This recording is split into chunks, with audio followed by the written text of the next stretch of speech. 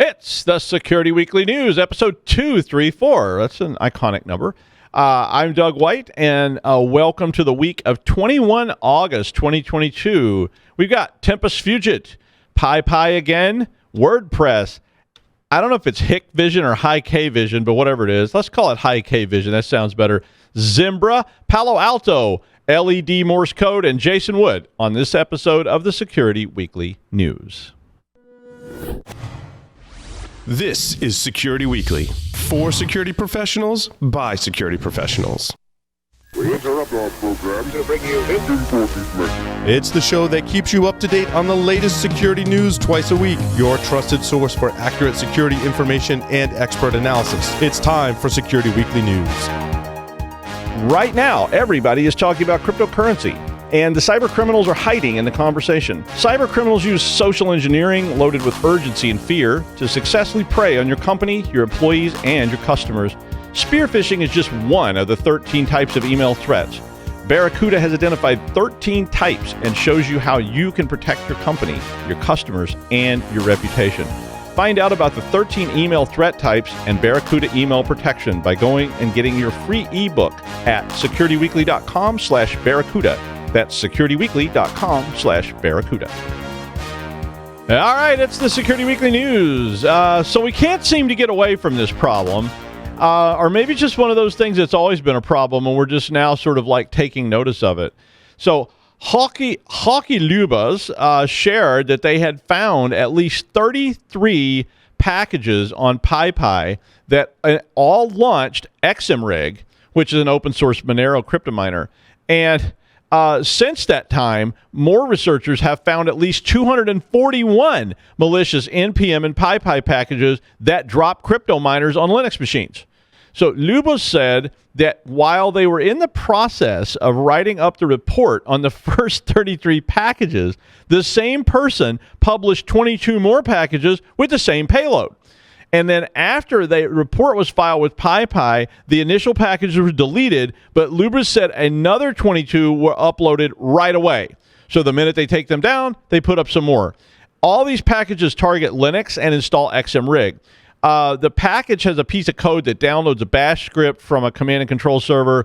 Lubris found that the packages, he found these by using something called the Package Observatory Club, which he called a pet project, and that examines metadata about new packages on PyPi and rubygems.org, and then use a heuristic to try to tag possibly suspicious packages. So again, as we said last week when we were reporting on this, and maybe even the week before, if you're using packages from PyPi or NPM or anywhere else, you probably should be looking at that code and put that through code review before you attach it to any serious project, because you don't know what it's got in it, and it may well have something just like this. And if you look at this code, it's very obvious what it does. I mean, it's like, why would this library reach out to a server online and pull stuff down? I mean, so it's pretty obvious if you just looked. WordPress sites are being compromised, and a fake Cloudflare DDoS protection page is put up.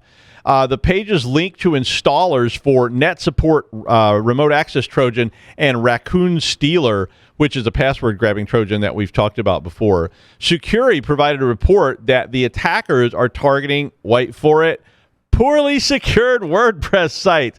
Imagine that. Are there any of those really around? And they basically add a JavaScript payload that displays this fake Cloudflare protection DDoS screen. The screen, which I've never seen this as a real screen, but it may be something real. It basically says that there's a DDoS alert. You need to click here to bypass the DDoS protection screen. One of these kind of you must validate yourself sort of thing. But when you click it, well, no big surprise, it downloads a file called security_install.iso, which acts like a tool that you have to get around the DDoS protection.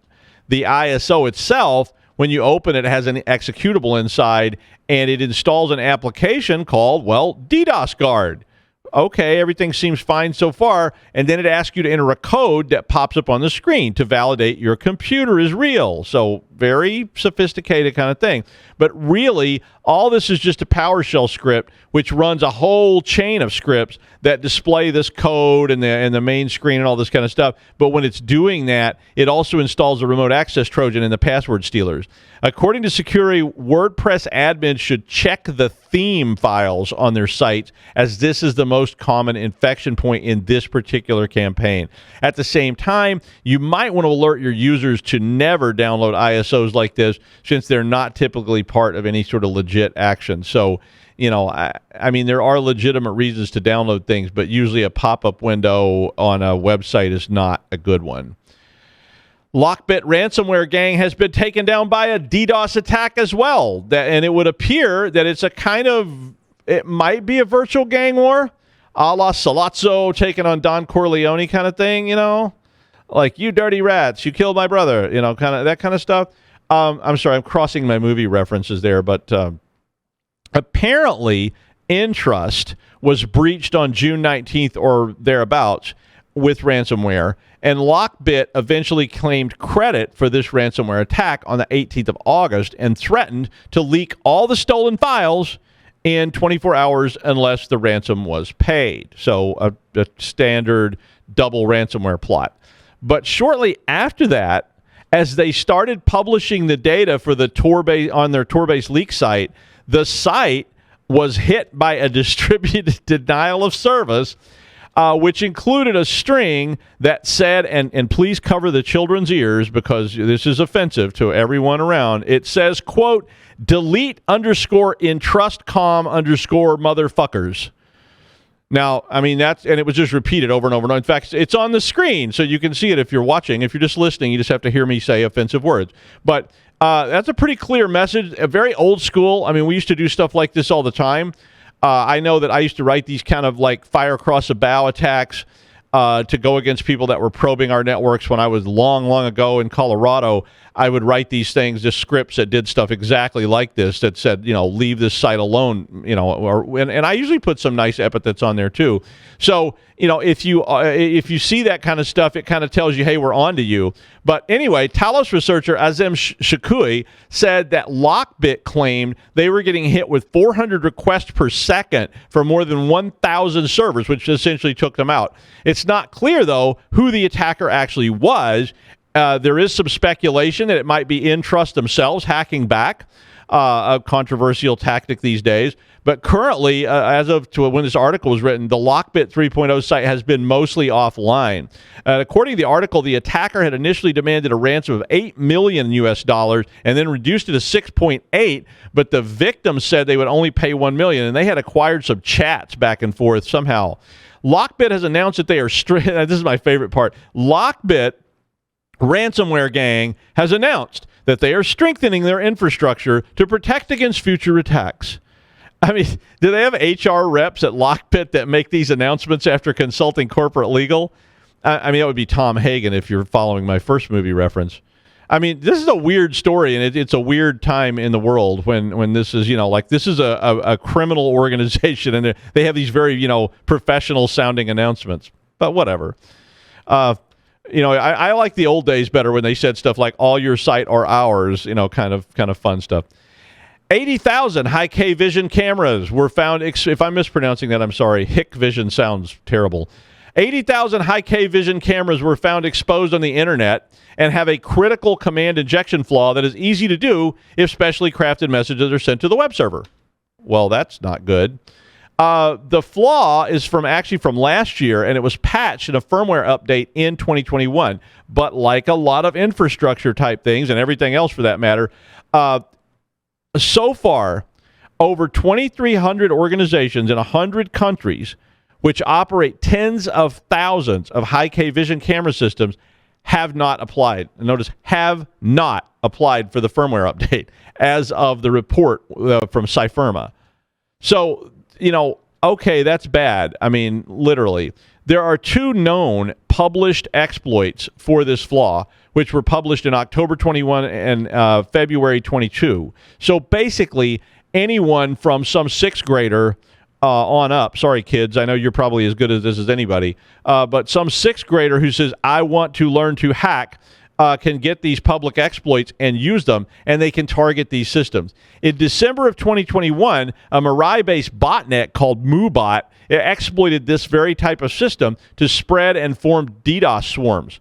CISA issued an alert for the system in January 2022 that said the exploit was being actively targeted in the wild and warned that attackers could take control of the devices and that the flaw should be immediately patched. Cypherma said that Russian-speaking forums sell network entrance points which rely on these camera networks for botnet use or lateral movement within the company. 285,000 Hikvision web servers were identified on the web. That was 285,000 of these servers were identified by Cypherma on the internet. And they found that over 80,000 of the servers were still vulnerable to these exploits. So that's about 30% of a massive number of servers around the world. The camera web server also comes with weak default passwords. And apparently these are often still in use because somebody just comes in and sticks the cameras on the wall and says, hey, you're up and running, let's go. So if you do have one of these systems, please patch it and maybe do a little bit of pen testing on it to see if it's going to get hosed or used as a DDoS. Although if I guess the DDoS was being used against Lockbit, then it would be a good DDoS. I don't know. Things are getting complicated. We're going to need like an ethics lawyer or something around. Since we're on patching today anyway, if you haven't patched your Zimbra email server by now, you should probably assume that you have already been exploited and you should start looking for activity in your network per CISA on Monday. CISA issued this alert via their network and MSISEC and warned that the 5 Zimbra collaboration suite flaws, which we've talked about before, they were in the news last week. They said they are now being actively exploited to break into government and private sector networks. They did issue some new detection signatures to help identify if these flaws are being abused in your network. There are patches issued for all of the flaws, but of course you have to apply them. SonarSource discovered the original flaws back in March and published an analysis which led to patches being issued. In June, proof of concept exploits for one of the vulnerabilities were published, and basically at this point, well, if you didn't patch, someone may well have targeted you because they just were using Shodan, scans. They find the server and they come right in. So the article reports that there is and I like this term, I hadn't thought of this word in a long time, miscreant. There is a miscreant selling an exploit kit for one of the flaws, and there is a Metasploit module which can be used to create a RAR file which you can email to a Zimbra server, which will also allow the exploit. So please patch this because it's all out there. There's instructions out there on how to do it. There's toolkits to do it. So, there's more than one miscreant in the world. So somebody is going to target you on this. CISA also issued a warning about Palo Alto this week and said that the PAN OS is under active attack and should be patched ASAP. Federal agencies have until the 9th of September to patch under the rules in the United States. Palo Alto issued a patch for this flaw earlier in August and said the flaw could be used by remote attackers to carry out reflected and amplified denial of service attacks. Really on that today, too. So reflected and amplified denial of service attack without any authentication. Palo Alto released a statement and said the flaw can only be exploited on a limited number of systems under certain conditions and that vulnerable systems are not part of a common firewall configuration. There's that corporate HR legal consult again.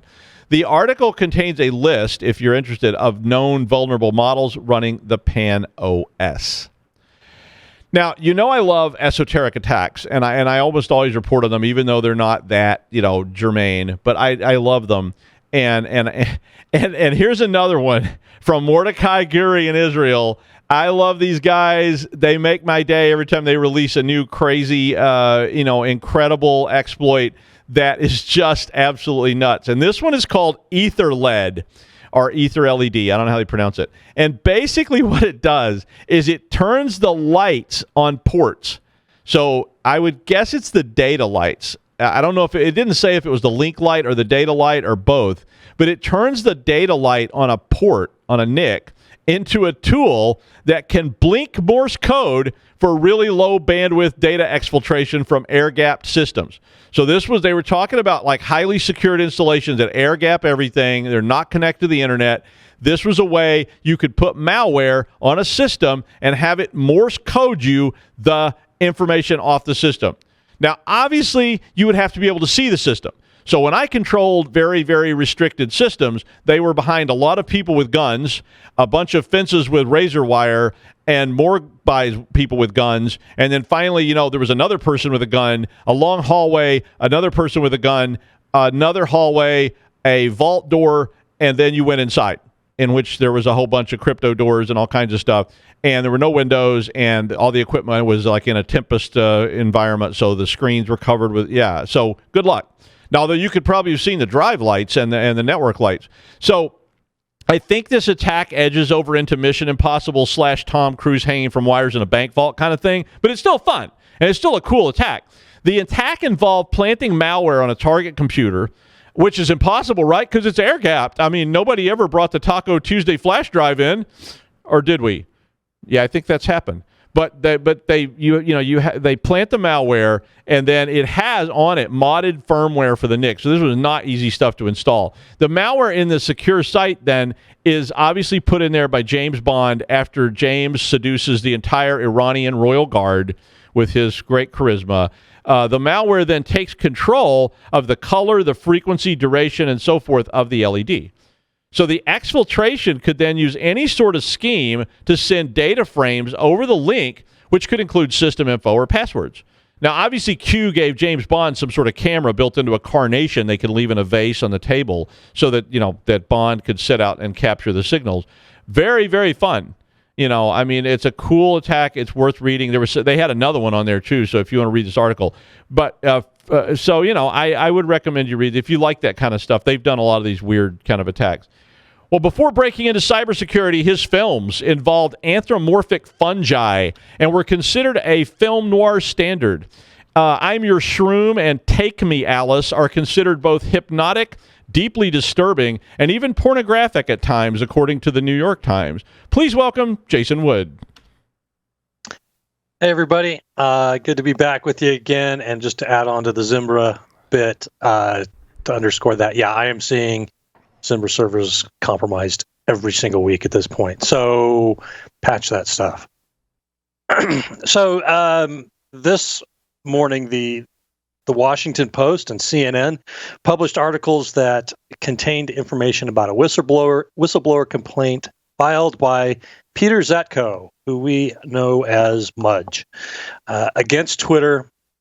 And it was filed with the U.S. Securities Exchange Commission, the Department of Justice, the Federal Trade Commission, and appropriate committees in Congress. And this report was filed on the 6th of July in 2022, so just a little over a month ago. But the report just became public today. Now, we're talking about big numbers here as far as earnings and money on the table. You add in Elon Musk, buying Twitter, then backing out of buying Twitter, and all this other stuff, and politics. You got all the makings of a John Grisham novel, minus people getting killed. I spent this morning trying to make sense of all of the information that's out there. And honestly, I am not going to do it justice here today because I only had a couple of hours really to look at it. And there's just a lot to unpack. The whistleblower report alone, the PDF is 84 pages long, and there's additional documents as well. So I'm sure many of you are going to be interested in what that report says exactly, instead of relying on summaries from news sites or anything I'm going to say. So if you go to the website and check out the show notes of this episode, I've got the PDF of that report linked there. Here are the basics, though, from what I was able to determine. According to whistleblower.aid.org, in December 2021, Mudge began following the lawful disclosure process, and he attempted to use all of the internal channels available to him to report on issues and concerns he had with Twitter and some of their practices and how they were doing things. At some point here, that was exhausted, and it crossed over into him contacting law enforcement agencies. He's got a number of concerns. Basically, Twitter's internal controls to central systems that are important to controlling the platform. Access to sensitive information is way too lax. Everybody's got access all over the place. Twitter's leadership has gone to taken steps to mislead their own board, as well as government entities, regulators, about the security weaknesses and their practices inside of the company. And, keep on going. Twitter is even unable to really know whether or not they deleted user account information when somebody hits the delete my information button, because they just essentially lose track of where that data is. And I'm thinking at this point of things being copied off from like my timeline to some other system for analysis, so they can tell exactly what I'm interested in buying, so they can send ads to me that way or whatever. Additionally, on top of that, with that, Twitter doesn't even know how many bots they have on the platform, and executives have very little motivation to try and understand this and report it accurately.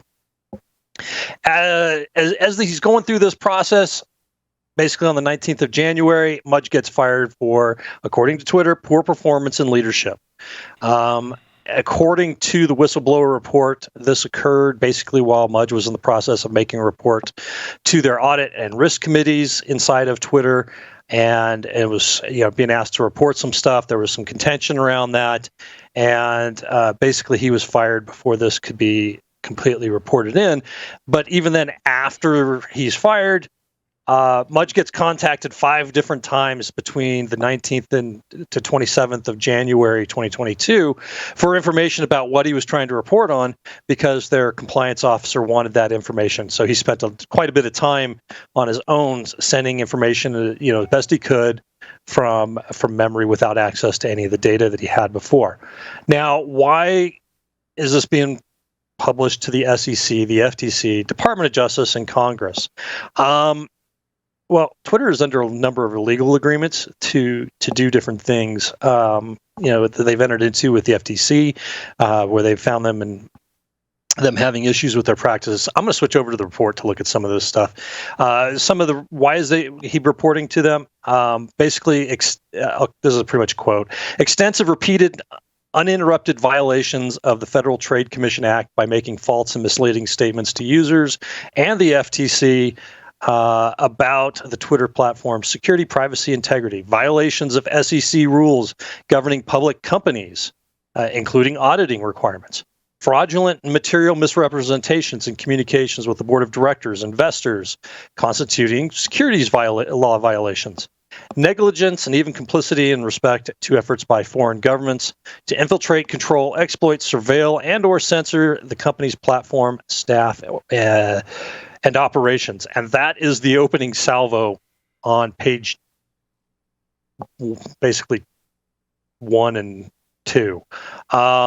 So, basically they've got all this reporting that they're supposed to be doing, legal agreements they're supposed to comply with, that they've agreed to, espionage, all kinds of stuff going on here. And Mudge is just basically saying they're being purposely inaccurate about this. Some of the things he leads into specifically, the company has terrible security. About half the workforce has been granted access to critical controls for the platform. Software engineers have direct access to production, which if you've ever worked at in some of these web environments, probably doesn't a big surprise to you. Logging for what anybody does with their access rights to prod is poor. 40% of IT systems do not meet security requirements, and roughly 250,000, or half of their servers are running out of date software with limited security controls and aren't being patched or anything like that. The bot reporting is also interesting as well. Basically, the company is reporting this to investors, to help justify why you want to invest in the platform, where they make their money and stuff like that. It has what they report on their bots based on what they call monetizable daily active users, or MDAUs, excuse me. And this is reported to be less than 5%. And that's that 5% number you hear trotted out in the news all the time about bots on the platform. So what are daily active users that are not monetizable? Well, they aren't people, which somebody might call a bot, or even known bots that that are out there. So we've got this other population of bots on the platform that we're not even reporting as a problem, because again, the 5% number is based on the MDAUs. So this dives into now the narrative around Elon Musk buying Twitter or not buying Twitter now and backing out of that. Musk's contention is that the 5% number that's being publicly reported is bogus, which this report tends to support. And not surprisingly, Musk's lawyers have already subpoenaed Mudge because they want him to bolster their legal cases against Twitter. Zero shock. We've got people weighing in on this all over the place. I haven't seen, or didn't see, at least in the time available to me, statements directly from the agencies, the SEC, FTC, or DOJ. They tend to move a little slower, not surprising, but completely expected. Politicians are starting to give their opinions. Chuck Grassley of Iowa has been reported as saying in a statement, basically, the claims I've received from a Twitter whistleblower raise serious national security concerns as well as privacy issues, and they must be investigated further, end quote. Zero shock. Twitter has responded by saying, hey, this report is full of inaccuracies and it's missing important context, and that's not really what happened, and things like that. So we'll see how that plays out as well. In fact, when they talk about bots and their efforts there, they to the population number of bots, they like to say, well, here's how many we shut down every day or every week, which really doesn't address how many bots are on the platform, just represents how fast they're bailing out water from the boat.